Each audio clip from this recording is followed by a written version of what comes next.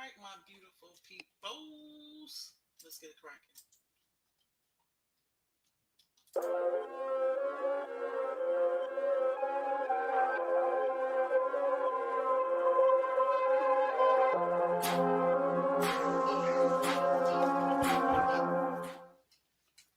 All right, my beautiful peoples. Let's try this again. Let's try this again. Y'all come on in. Y'all come on in. Tonight we have a very special guest in the building. We have a very special guest in the building, Mr. Pebo Dinero. Will be coming to join us in just a few. I want to discuss just a few quick things, go over my wonderful experience at the Atlanta Lock In, hosted by Derek Grace II. We are having trouble streaming to Instagram. If you ended it on Instagram, then this is expected. If not, and this continues, try creating a new Instagram stream. Okay, okay. There he is. There he is. So it looks like we all right. We good. We good. So again, I just wanted to talk about my experience at the Atlanta Lock In. I went there to learn how to create content, to become an editor, at least begin my skills in terms of editing, because that's one of the problems that I was lacking in. One of the skills that I was lacking in. I went to the Lock In. It was hosted by Derek Grace. This brother is an educator. He's much more than an educator, a master marketer, a master salesman, and he made his fortune during the pandemic with his catalogs, his package, showing us how to not only build a dangerous family, show our children, and secure our families. The brother talks about gun, gold, and land. Just an all-around, highly intelligent, very proactive brother. And when you wanna learn and master something, then you go and you sit at the feet of a master. So I did that. The experience turned out to be much greater than whatever I could have ever possibly imagined. And so I walked in the door one person and came out that mug a whole nother person, and I'll be able to discuss that with people too, because that's where I met him there.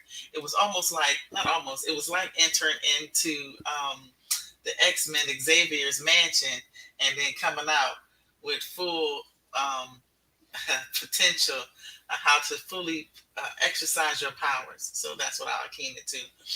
Wanted to discuss briefly the NATO warning. That I don't know what y'all took it as, if y'all even know what I'm talking about, but NATO basically issued that we are in World War III. They got some measures and exercises going on, but just letting the people know that shit is about to get real.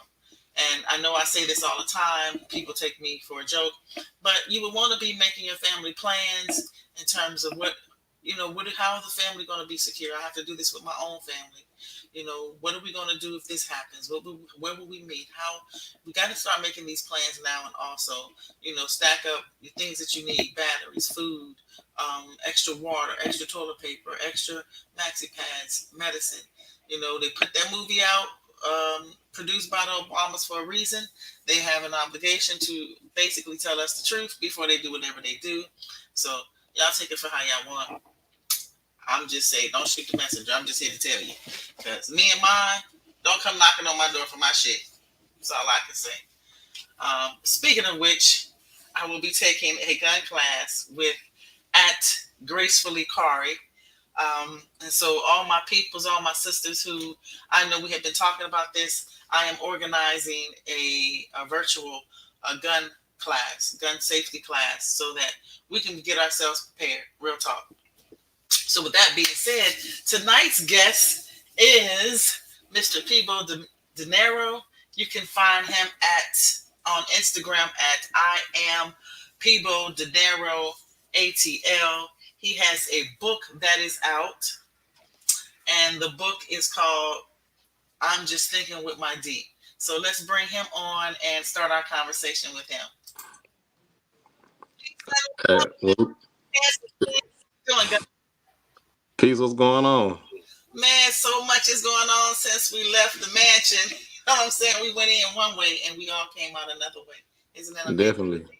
They need to call that to get your shit together, lock in. Yeah. So, before we get into that, just tell me, how did the lock in? Because my people can tell that there's a difference in me, not only in my spirit, just my determination. What about yourself? What did that lock in do for you? Oh man, I learned so much. Um, specific. Like I was already pretty decent in content creation, but it taught me a more efficient way to put out more content. If you really get serious about it, it taught me about, of course, marketing. Um, automating things. Uh, auditing your life. That's one thing a lot of people don't audit is like their lives. Like, okay, we got all this, we want all these things out of life, but we don't take the time to remove the things that we don't necessarily need to get those things that we want out of life. So it taught me a lot about that. From telling my story, from Tabby to Khadijah, everybody, man. And I learned how to use the proper way to use a camera, so I can start to, Right, me you know, too. make my content look a little better. You know, Right, you right, know? right. Man, look, when I did some of the videos, I was trying to hurry up and do them for this, bringing you on, and at the end, I had the little, not the cap cut, but it was the little black space, and I was like, oh, they probably gonna eat me up for that, but Yeah. it was just a wonderful thing. So let's talk about your book, Mm-hmm. um, called "I'm Just Thinking with My D." Mm-hmm. What made you write this book, and what happened to you that caused you to even write this book? Um, what made me write it, I'm gonna be 100% transparent with y'all. Um, the very first thing that made me write it, I was like, man, I need a product that can make me some money. And then when I started really writing it, it became a lot more about the impact than the money. And Mm, it was inspired because when I was 2 years old, I was molested and I was exposed to porn at the age of 8. So growing up in my adolescence, that caused me to be very hypersexual. That caused me to be very sexually undisciplined. So, for one, I got a son. I don't want my son following in my same footsteps. I want him to be better than me. I want him to be more responsible than I was. So, I wrote it for all the kids that grew up like me who might have be suffering from some kind of sexual trauma, or they just wasn't taught the right way. I think oftentimes boys are taught to sow their royal seeds, and girls are taught to cherish themselves. But we both should be taught to cherish ourselves. We don't cherish ourselves enough. I absolutely agree with that. So writing that book, the process, was it painful for you? Absolutely, 100%, one And hundred percent. the pain that the process in that painful process that you had to go through, um, like digging into what happened to you, because like you said, a lot of men don't talk about what has happened to them sexually. They don't talk about the effects of porn. Were you did your early introduction to porn cause you to be addicted to it? Yes, absolutely. Hmm. That's deep. So, did your women have a problem with you being addicted to porn? They never knew for real. Cause like if I had a woman, I wasn't the type to like always be watching porn. If I had a woman around, like I'm gonna get the real thing. So I wasn't that bad off. But I but mean, but no, some men like really are addicted to porn or yeah. masturbation, and then sometimes they need to do it in order to, either get off, or Mm, even after they've had sex with the woman, they still need to do that. So that's why I right, was asking that. right. So with me, it did cause me to cheat a lot. Like um, I couldn't say no. Like I could say no to certain women if I wasn't just attracted to them. But like yeah, it caused me to be a cheater. So, at what point did you realize that your actions were hurting the people, or did you just not care? Did you just not care? I don't even think it was that I don't think it was that I just didn't care. This is what I had been doing for so long, whether I was in a relationship or not. So it was just I was just accustomed to it. Um, when I realized that my actions was causing hurt on other people, like I was just like shit. I would just do this and not get caught. But when I realized I was hurting other people was when I got caught. I got caught. It's not funny, but I got caught, and I saw the person that caught me. I saw how bad it hurt her, and I ain't the type to just be inadvertently hurting people. Like I don't get no kick out of that. Especially somebody that I care about. I don't get no kick out of that. So I'm like, man, yeah, I got to stop this. I can't be doing this. But could you not control it? Was it an uncontrollable feeling? Was it just new pussy? Was it just the adventure of knocking something down, conquering something? Like, what was that Yeah, feeling? yeah. I liked I like the rush of it. It's like I don't know why it's like this, but it's like I think this is what make a lot of men do this. All right, I'm pretty sure a lot of men can attest to this. The rush of the thrill of not getting caught or doing something that you know you're not supposed to be doing. That's like a driving force, and then it's like you said, the conquering somebody, the new pussy. It's a combination of all those things, like a melting pot of all those things that makes it so addicting. And then when you come home afterwards and you feel like you don't got away with it, it's like, yeah, like, you know what I'm saying? But also, I like the attention I was getting. I got a high off of women telling me I was handsome and giving me all these compliments and things of that nature. So yeah, it was addicting in that sense. So, can I ask you that need for the compliments? Is that Hmm. something that you didn't get from the woman you were with? Is that something you didn't get as a child? Like, why was that necessary? Um, I didn't get it as a child. Um, I would get it. The woman I was with, she would compliment me. Um, but like I didn't get it as a child that much. I'm not taking nothing away from my mother. She's a great mother, but she was not very affectionate. And I feel as though she was not very affectionate because her parents wasn't very affectionate. Right, right. So I didn't really get a lot of that. So it could have been seeking like validation or whatever, but yeah, I didn't get a lot of that. So that could have been where it's come from. Do you find that you look for that in the women that you're with for them to provide that affection that you didn't get from your mother? Absolutely. I like being told I'm handsome. I like women to grab my chin and you know what I'm saying? I like that. You Okay. know what I'm saying? I don't think that's too much to ask either, but it's like, yeah, I want to know that you think I'm attractive as well. Yeah. Right, right. That's deep. I hear men saying that more because as women, women, we have to be complimented a minimum of 14 times a day. Mm-hmm. That's just true. It's just constant foreplay. A woman just wants Mm. to hear that she's beautiful, that she's needed. It's like a constant reassurance. Seldom do we think men need that. Like, how many women really tell their men that, oh, honey, you're handsome, or you looking good, or, speak that life into them? We don't really know that men need that. So I think that that is a worthy conversation, and I appreciate you for just being so honest and transparent. Like, that's rare in men, Right. you know. Yeah, I'm an open book. And so let me ask you: when you meet these women, when you meet a woman, do you let her know what you need in terms of what is your primary need, or as Carla says, your love language? Do you teach them how to love you, or do you find that women want to love you the way they think that they should love you? I do now. Um, since I've done that work, I realized a lot of things about myself. So I do it now. Like back then, no, but now I do. So, how can my audience receive your book? I have down here because that's what we've been taught on your Instagram page. I am Pebo Dinero at ATL. Click the link in the bio. But Hmm. how can we get your book? Okay, so two ways. You can follow my Instagram and then go to the link in my bio, or you can just skip all that and you can go to ghostlandreads.com, which is my biological last name mixed up with LA, but it's spelled GHOLSTLAND reads, like you read a book, READS.com. Ghostlandreads.com. Spell that again. I'll put it on my banner.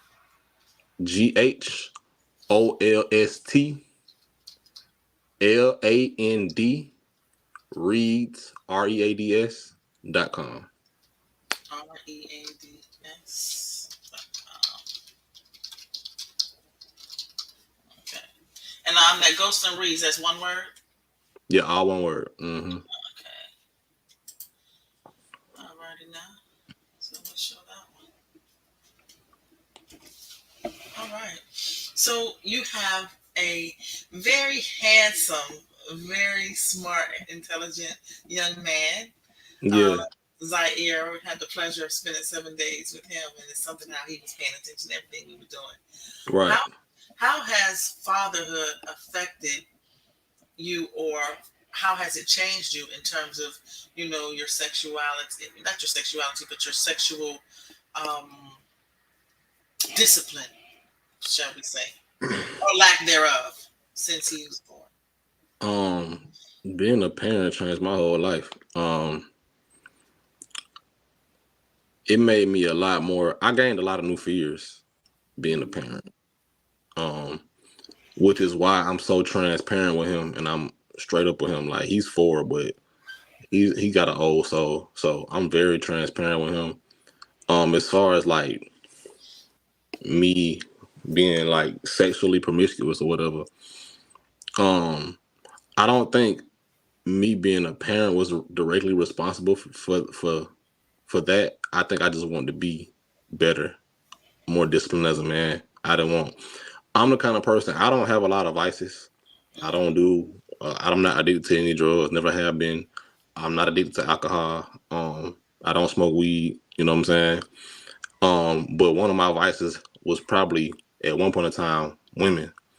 I don't like things having control over me to where I can't control it. Like if anything, I'm going to do something when I want to. I don't want to be brought out of my body by it. So yeah, that's something I wanted for me. Not just because I was a dad. It helps me be a better dad, but I wanted that for me. that's deep.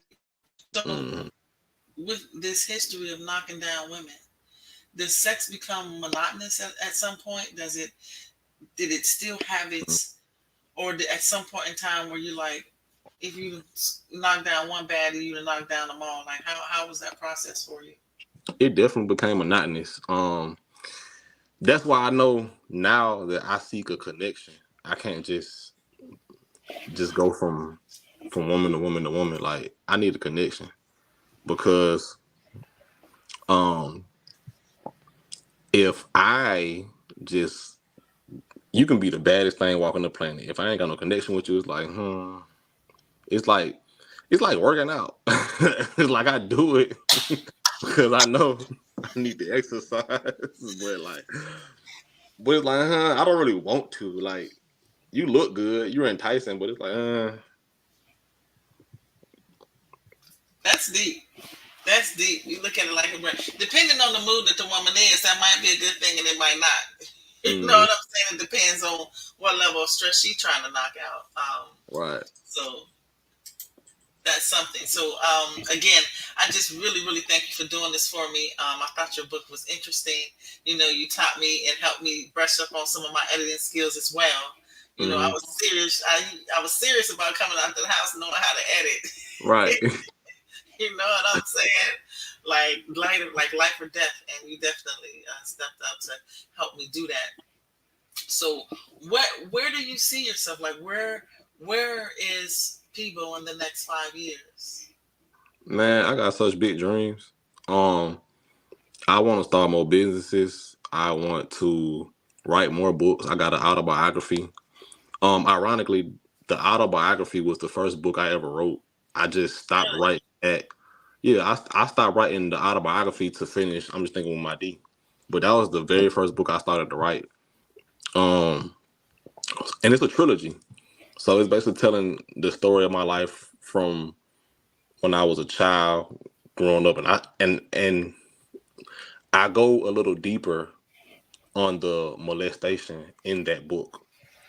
That's like I gave a piece of it, and I'm just thinking on my D, but that really wasn't geared toward my story. That was more so geared towards teaching.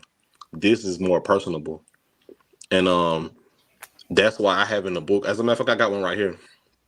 I have in the book. Everybody who purchases a book, they will get a discount code for 25% off my autobiography. So if you was to purchase the book today, when it comes to your house in the mail, you could scan this. Hold on. Okay, there we go. You can scan this QR code, right? Scan the QR code. It's gonna take you directly to the website.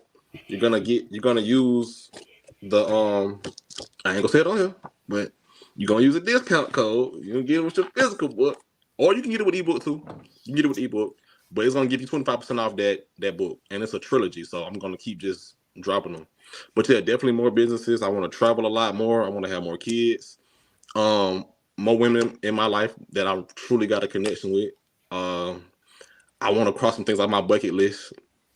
Yeah, I want to grow my hair real long and become like a Right, Rasta and right. Do you find it hard finding women to connect with? Is that harder, or is it? sometimes. Yeah. What Um, no, go a ahead. lot of women, a lot of women nowadays, personally, at least the ones that I've encountered, and I don't really, I'm not the kind of guy that just goes out all the time and just shoots his side at women. Like I'm very selective, but I met some dope women, but I find that a lot of women are not on the frequency that I'm on. They don't want the same things. Or they just want somebody to just cash them out. And I ain't got no problem doing that if I like you. But I got a purpose I'm chasing. You know what I'm saying? I got things I have to get out of life. Like life owes me something. I'm not Right, saying anybody owes me something, but right. I wasn't put here to be I wasn't put here to be average. I was put here I'm one of the greats. I I know agree. that. You know I what I'm agree. saying? So Yes, if absolutely. you're not if you're not helping me get closer to my purpose, you're wasting my time and your baggage is dragging me down. So you need to be propelling me towards my purpose and not dragging me, holding me back. You're gonna reap the benefits if you're with me. You're gonna reap the benefits of me chasing my purpose, but you're you can't be hindering me from reaching my purpose. I'm not put here to be average or normal. Are you presently in a relationship? No, I'm not. Okay. Can may I ask why? Is it for those Um, reasons? Currently, I've been trying to get my shit together. When you just That's left to it, get your, man. you just left to get your shit together, mentorship. Yeah, I've been trying to get my shit together. There's some things that I want to get better at. I want to be more consistent. I want to be more, have more success. I want to get a lot more workout. Um, so I feel like I said, this is why I say I need a woman who's gonna follow me and help me in my purpose. Because any woman in my season that I'm in right now, I'm in grind mode. So Mm-hmm. any woman attached to me, she's not gonna get my undivided attention or all of my time, and Mm-hmm. she has to be okay with that. Mm-hmm. If she's not okay with that, she's gonna feel slighted. I cannot give you all of my time and my attention. I'm a dad. I'm an entrepreneur. I'm a musician. I'm a singer, songwriter, rapper. I do a lot of things, Mm-hmm. and I want to get paid for my creations. I'm a creative mind. I want to get paid for my creations, so I have to have space and a safe place to create. If she can help cultivate that safe space, then 100% we rocking out. But if she can't, then she's gonna feel absolutely slighted. But I can't give up my purpose for her. No doubt. So this autobiography that you're writing, I can't wait to read it. I really can't wait to get into to the present book. I'm just thinking with my D. We're just getting back from the mentorship. I haven't really had a chance to unpack, just things. But with your autobiography, may I ask you, did you come from, or do you come from a two-parent home? Little bit. So both my parents was in my life, but they divorced when I was like 6 years old. Um, my daddy, he was an active daddy. He was a good daddy, but I would see him like every other weekend. I would primarily spend most of my time with my mom. And then he passed away like 5 years later, so I was like 11, I'm sorry to hear that. and from then on, yeah, I just kind of had to navigate life on my own as a man coming of age. You know what I'm saying? So yeah, I had a two-parent household for a little while. Hmm. Yeah, that's deep. You have siblings? Yeah, I'm the youngest of five. Oh, you're the youngest. hmm Wow, wow. I have well, let me see. I got three. Well, I had three brothers. One of my brothers got killed. I'm sorry to Um, hear that as well. May Allah be pleased with your father and your brother. hmm Yeah. So I have three brothers and two sisters. My father has 4 children. My mother has 3 children, including me. One of the children that was lost with that, was that your mother's child, or that was your dad's son? Hold on 1 second. Okay, man, this is a wonderful interview. So the child that passed away was my father's oldest son. Okay, okay. Mm. I was gonna ask how that affected your mother, but yeah, it's a little. Yeah, so it was crazy how it happened. My father passed away on Father's Day of 2006, and my brother was killed a year. Not, I don't even think it was a full calendar year, but it was almost a year later. He died on New Year's. So how did you process that grief? Um, I don't think I knew how to at that point. Uh, I buried a lot of it. Did it come out at some point in time? I think it's mostly coming out. Um, it has come out, but it's been very like I used to like at that age. I would like cry and I would see. Even I'm a grown man, and I still see people with they father. Like I might see somebody with their dad, spend time with their dad. It'll make me feel some kind of way.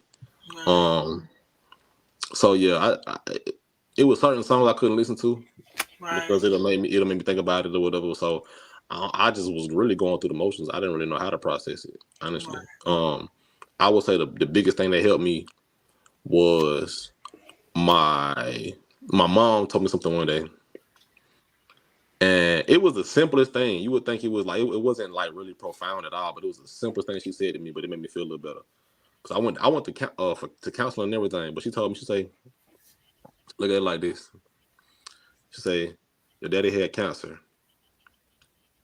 He's not suffering no more. He's no longer in pain. A lot of times we want people to be here and be around for us for selfish reasons, but when he was living, he was in pain. But now he's at peace, and that made me feel a lot better. Um, Okay. with my brother, I'm not gonna lie, I still harbor some anger and resentment for what happened to my brother. Because my brother was, I'm kind of conflicted though. The reason being is because not trying to bring the mood down, but I'm conflicted because my brother was in the streets, and I know what comes with being in the streets. So he was killed for living a street life, but I still feel like I was robbed of my sibling, and me and him wasn't as close as we wasn't really as close as we should have been. Um, so I feel like I was robbed of a relationship with him because somebody took him away from me. But at the same time, it's gonna sound fucked up, but he might have deserved what he got because he was doing things that he knew could possibly lead to him getting killed. So I can't be mad at him. I can't be Right, mad, but I'm mad. It right. don't make sense. I can't. I get that. I get that. And that's some raw, that's some raw, true, heartfelt words, because you know the life that he chose. Hmm. That's a hell of a reality. Um, there was something else I wanted to ask you. You had said something about oh, the therapy. Did the therapy help you any? Not at all. Not at all. It didn't help at all. It was Was just it? weird. It was awkward to me. Like the lady who used to be my therapist, she was a black lady, and she would come down and sit down on the couch with me every day, and she'd be like, "Well, how are you feeling? And how you think about this?" And I would just be like very reserved from her. I couldn't really open up to her. So eventually, she just stopped coming, and I would act out a lot. Like I was like always kind of like a rebellious child, but I would just act out. I would break stuff, and I would go just do bad shit outside, and as a way. I don't know if I was seeking attention or if it was just my way of releasing. But yeah, so it didn't help at all for real. Right, right. Your healing process. Can you tell us what your healing process has been like, or have you conceptualized that to monetize that? Um, whew, that's deep. My healing process came with a lot of what people say is shadow work, but I don't like the status quo that surrounds shadow work, because a lot of people use that word shadow work but don't really know what it is, and that's why I break it down in the book. But that shadow work shit is not cute at all. That shit is very ugly. It's very ugly. It's not. It come with a lot of shit. It come with a lot of baggage. So me, I had to, like, I used to have nightmares. After he died, you know what I'm saying? I would have dreams that he was still living. Like, I would relive moments that we actually shared in the real world in my dreams, Hmm. and I would wake up in like cold sweats and tears. So it wasn't easy at all. But I I still talk to my daddy sometimes. I still talk to him sometimes in spirit. You No know what I'm saying? doubt. So I would have conversations with him in my mind.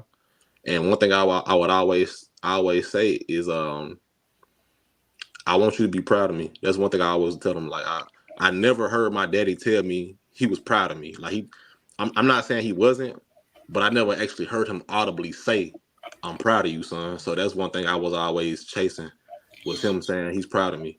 So I'll always do things that I think would make him proud. You know what I'm saying? Even though I'm still got to be myself. Like, I'm right. sure some things in my life that my daddy probably wouldn't agree with. I don't know how he would react to it, but so yeah, just you just got to go through it, man. The mind. If I was talking to my 11-year-old self from my 29-year-old self right now, I would tell him, feel your feels, cry, don't harbor it, don't hold it in. I would say document your process. I would say do things that make you happy, do things that make you feel joy. Don't waste time. If you got an idea, go for it, do it. Um, don't listen to people who don't believe in you or the naysayers. Make sure you always use your voice. Stay creative.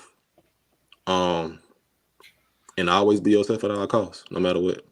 That's what I tell them. No doubt. No doubt. Man, you really have something here. I think, because like I said, there's so many things in what you're offering in terms of your book, and I titled this that uh, Pebo Dinero gets naked in this rare interview. And Hmm. I say this all the time because people can take off all of their clothes but can't get naked with you. And Hmm. I think that nakedness is a certain transparency, a certain vulnerability. And you, as a man, you have that. And I think it's one of the most beautiful things about you, that you are so transparent and so honest when it comes to what you've been through, what you suffered through. You know, I'm enjoying just the fact that I've gotten to know you and formed a wonderful relationship. We fam now, you know what I'm saying? Yeah, definitely. Even though y'all really still the enemy team, Tony, but we're not gonna get into that. We're not gonna get into that. But the Cavs, you know what I'm saying? 2016 over here, Yeah. y'all Black Dance team, but it's all good. But yeah, brother, just you have something really, really special, and just the fact that you're willing to share that. And a lot of men don't want to talk about being sexually assaulted. I have a nephew of mine, what I call my nephew. I love him just as such, and something horrible happened to him at college. And it's like people not taking him serious or don't believe him or whatever. And if it's hard for a woman that's a rape victim to come forward, I can only imagine what it's like for men to not only come forward but to reveal that these things happen to them, because you're Mm, supposed to, bang your chest, some King Kong yeah. stuff, you know. And how do men see you now? That's a good question. How do men see you now that you out here talking about some, I don't know, I haven't heard you talk about semen retention or, just basically that you're the prize, but how do men receive you? Um, it's a mixture. I haven't had nobody just like blatantly come out and be like I don't feel what you saying, but I have had men, like grown men, cry in my DMs on Instagram, like, "Hey, brother, I feel you. I'm so glad you speaking on this. I've been through. I'm to my 40-year-old, 50-year-old man. I've been through the same thing, and I'm so glad you speaking on this." Um, So there's that. I've had some men who were just foolish. They'd be like, "Well, I would make a post about a woman having sex with a child as a teacher's having sex with a student." And there'll be some men in the comments that say, "I wish I had teachers like that in my school when I was in." I'm like, you want to be sexually assaulted? You want to be molested? Like that's not, bro. It seemed cool to us because we're sleeping with the older woman, but you don't realize you're being taken advantage of and you're being groomed. I get it. I understand where you're coming Right. from, but if you was to put that same situation on an older man and a younger girl, it'd be the most sickening thing you ever thought of in your life. But it doesn't transfer over to a young boy, so it's like I don't understand it. But it's like it's a mixture. So, but for I to answer your question though, predominantly I have most men be very like that's powerful. Like, hey, I feel you. Like, keep going. Um, you're necessary. That's been predominantly my response that I got from men. Hmm. See, so again, um, just the fact that you were brave enough to come out and tell your story. Um, we brothers be so ignorant with it. You know what I'm Yeah. saying? You would think that they would be all like, man, you telling the secrets, and but it is looked upon differently when men are molested. They don't look at it as their innocence have been, robbed or taken, Hmm. which is something because you obviously have been able to analyze the effects of what happened to you, you know, Hmm. and and do you have in this book I'm just thinking with my D, is there a plan of action to show you the discipline steps or the mindset that you have to develop in order to overcome that life? Because I know personally overcoming a lustful nature is not the easiest thing to do. It is not. I do have a plan of action and steps, so I break everything down. Um, it's 15 chapters in the book, so I literally documented the process, and this I know because it worked for me. This I'm literally documenting my process of what I did, so it's based off of my personal experience. But I talk about everything that I had to do to become the man I wanted to become and to get over what I had to get over. So I've practiced sitting retention for like 30 days before. Um I stopped watching porn. That's something I put in there. Um I think the biggest thing is transmuting energy. So when you're feeling, because what a lot of people don't realize or talk about is sexual energy is creative energy. Mm-hmm. And if you can't believe that, sex was created to create life. So anything that you're being creative with or creating, meaning you're taking from a mental plane or a metaphysical plane to a physical plane, that couldn't be considered sex because you have to implant an idea inside of a metaphorical egg, the idea being the sperm, and then the creation being the baby. That's like sex, right? So anything that I want to bring from my mental plane to the physical plane can be considered conception. So I can transmute this sexual energy into something more productive. I can go work out. I can go write a book. I can go jot down some goals. I can go play with my children. Whatever it is, I can transmute the energy into something else. I can transmute it into painting, whatever it may be. I can. I'm a songwriter. I can transmute it into a song. Mm-hmm. Um, so I think that's very helpful because if you're sitting around knowing like if you're a person who masturbates 9, 10 times a day, that's kind of not conducive to your health. So you want to okay, let me offset that by doing something more productive. No doubt. And that's like I said, you definitely have this stuff together, bro. Mm, Mad crazy respect to you, and the movement that I feel that you are more than qualified to lead, and I think that your father would be very proud of you as a man. I thank watched you for 7 days with your son. Just what you're doing. I watched how you move as a man. you. How Hmm. you move with integrity. how you are very transparent and honest, very emotionally available. I think that you're such a beautiful man. And man, y'all definitely purchase his book. Um, there, there are some other things that I wanted to ask you. Let me make sure that I have everything that I wanted to get out. In one of your reels, you talk about helping men regain their power. Um, how does a man lose his power based upon not having control of his sex? And also, before I lose the thought, what is, I know what it is, but what is semen retention and how is it helpful? Like, are you actually having sex and you just stop when it's time to ejaculate, or do you just hold back that feeling altogether and just don't bust? Like, explain that too. So a man's power, I think a lot of men, their power is taken based off of that. If you are a child molestation survivor or a sexual trauma survivor, then you kind of can know what I'm talking about. But a lot of times people allow that what happened to them control them, and they act out on that. A lot of children who have been sexually assaulted or sexually molested, they have a heightened sense of sexuality, right? They're more sexual than regular people. They might need rougher sex. They Mm-hmm. might need more in order to get the job done. They might be a little nastier or freakier than most people, right? So that's one. When you allow that which happened to you to control you, that's your power, right?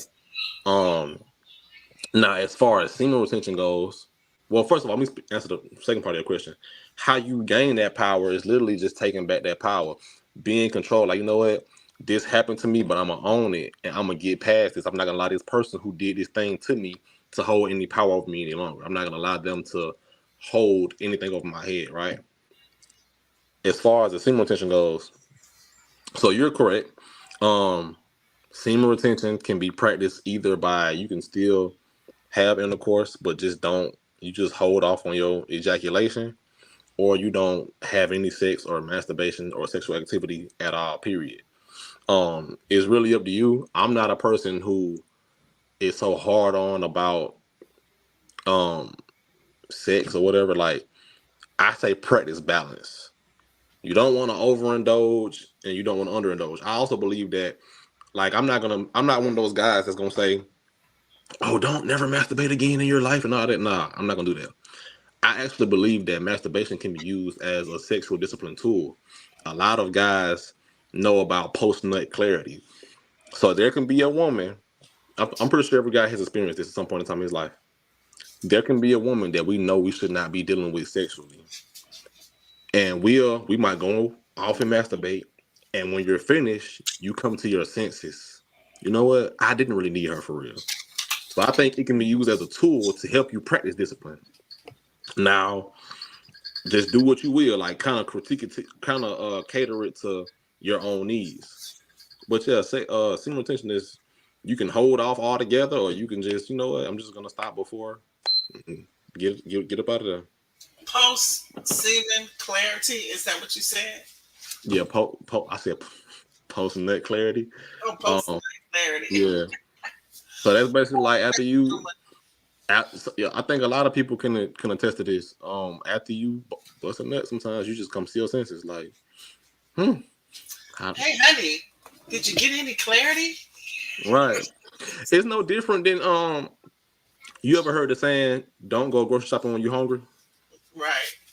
I think it's the same thing. Like, when you're horny, you don't want to go and be around a lot of women because you're gonna make bad decisions, Mm-hmm. right? You might go sleep with the ugliest woman at the party because you was horny that day.